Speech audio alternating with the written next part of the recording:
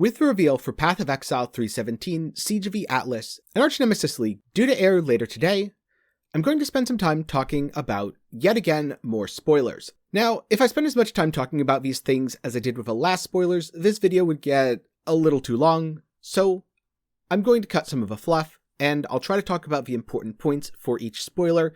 As a result, the div cards aren't going to be gone into too much detail on, because they're div cards. Ultimately, they're sources to get things, not interesting changes.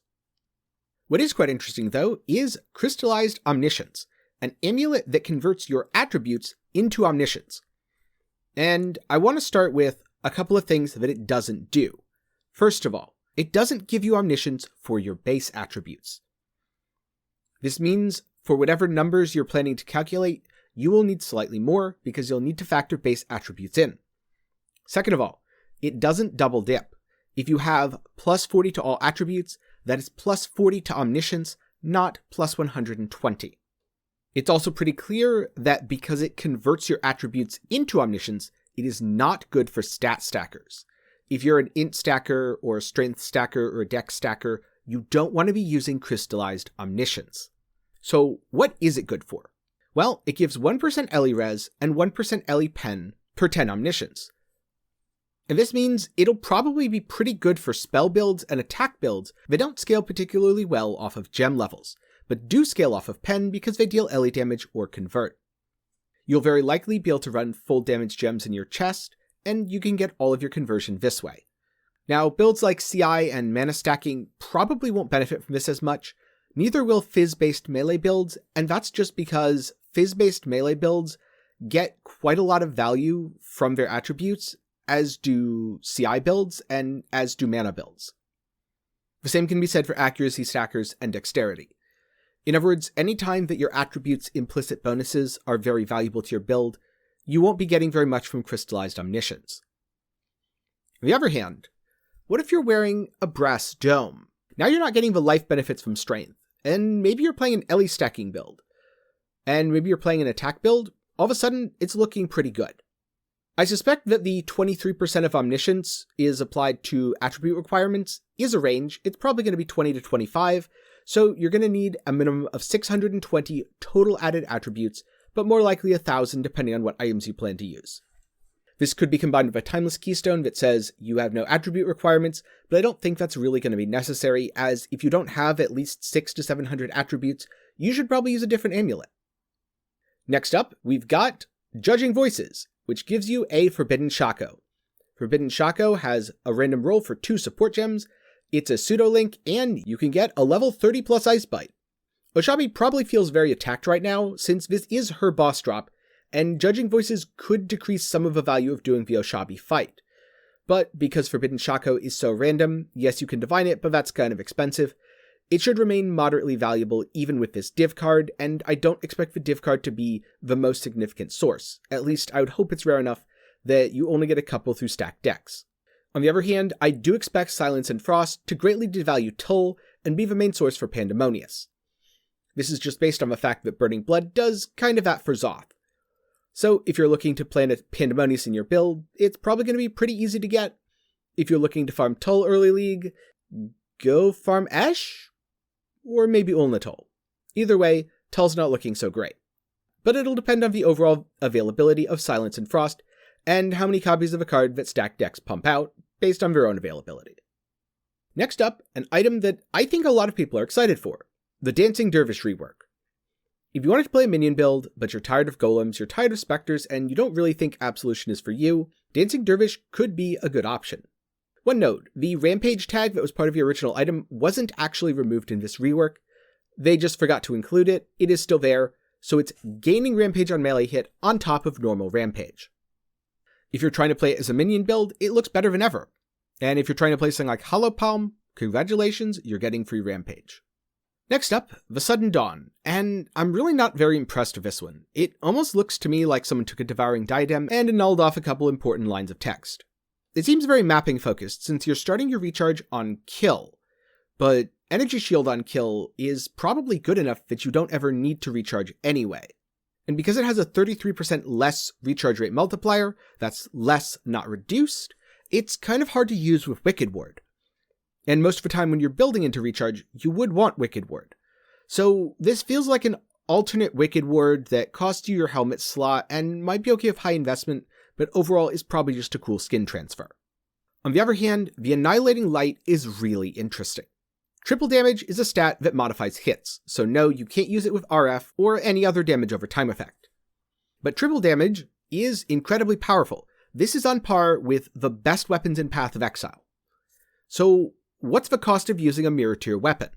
60 to 70% reduced elemental resistances. And remember, reduced elemental resistances will multiply against your current resistances. So if you have negative 60% cold res, it will now be negative 24%. If you love having negative resists, maybe this is a positive. I'm assuming that it's 60 to 70% reduced. We could see a wider range, which might make this item a little easier to use, but no matter what, you're probably going to have at least double your normal resistance burden. The final important note is this says elemental skills, not elemental damage. That's really cool because it opens up a lot of possibilities. If you're using something like Replica Alberon's Warpath, you'll only deal chaos damage, but you could use an elemental skill like Tectonic Slam, and it would work with the Annihilating Light.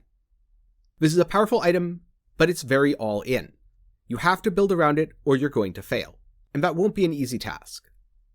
And if you found this look at all the spoilers for Path of Exile 3.17 to be helpful, be sure to sub to the channel, ring the bell, and leave a like on the video. If you're watching this when it airs, later today I will be going live, I'll be watching the reveal, and I'll be reacting to it along with giving some of my thoughts. And a special thanks to my patrons for their continued support of the channel. More about that at the end. For now, let's get back to the spoilers. Next up, we've got new currencies. There's been a strong theme of duality for a lot of the spoilers so far. Is it going to be a battle of chaos versus Eldritch horrors? Ultimatum is returning, so this could very well be true. However, I want to get into a more controversial, or potentially more interesting theory. What if GGG was looking to replace Harvest? I don't think there's very many people who are happy with Harvest in its current state. Whether you're on the side of, I want Harvest to be buffed, or I want Harvest removed from the game, the one thing everyone seems to be able to agree on is, Harvest as it is kind of feels bad.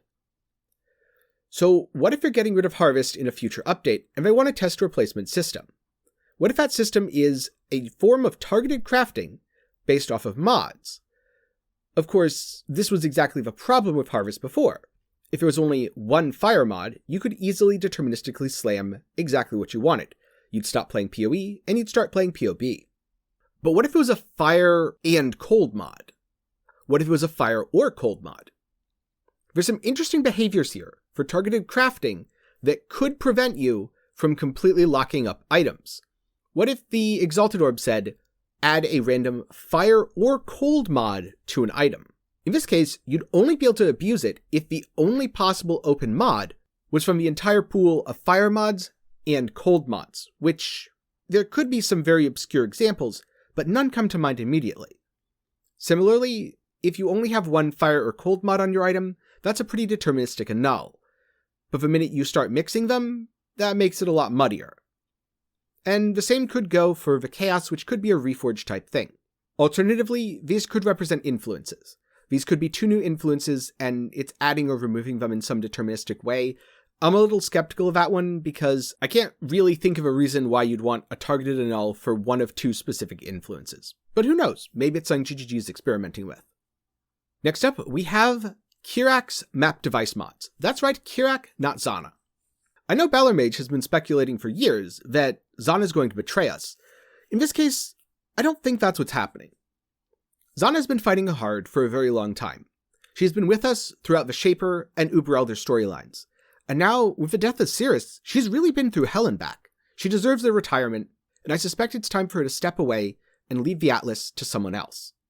Lore musings aside, what are some of the practical things here? Well, there's no Essence, Blight, or Delirium. These are a lot of farming strategies that people tend to target. On the other hand, there is Harbinger, it's still got Beyond, which means Nem 3 could be on the table, and there's also Ritual. At 13C it's very expensive, but Ritual is quite powerful, so that could be worth it. Finally, one last spoiler that came out late yesterday, Precise Technique. 40% more attack damage, but at a hefty cost, because you have to have more accuracy rating than life. This either means that you drop your life by going Chaos Inoculation, or going low life, or just by not building it and accepting death, or you get 6,000 to 8,000 accuracy. which is really only going to happen if you're an accuracy stacker or a jug. I feel like this is probably going to sit somewhere between Duelist and Ranger, maybe replacing Arrow Dancing. It could be combined with RT, so you don't need accuracy, but you get 40% more on a CI build, but then you're taking CI, RT, and something that should be on the opposite side of a tree of both of those. So at the end of the day, it's probably more of a budget accuracy stacker keystone, and won't really get too much use until we see more ways to scale your damage via accuracy. It's cool, but probably not too practical. And that's okay. So, out of all the spoilers I've talked about today, which are you most excited for, and what Annihilating Light build will you be playing in 3.17 as your league starter? It's a terrible idea, but you're going to do it anyway, and I want to know down in the comments below. Thank you for watching. And again, a special thanks to my patrons and YouTube channel members. If you want to support me, you can do so by clicking the links down in the description below, or on screen right now. You can also support by making purchases through my Nexus page. Or if you just want to chill and hang out, be sure to join the Discord. Again, links for everything are down in the description below. Thank you, and have a great day.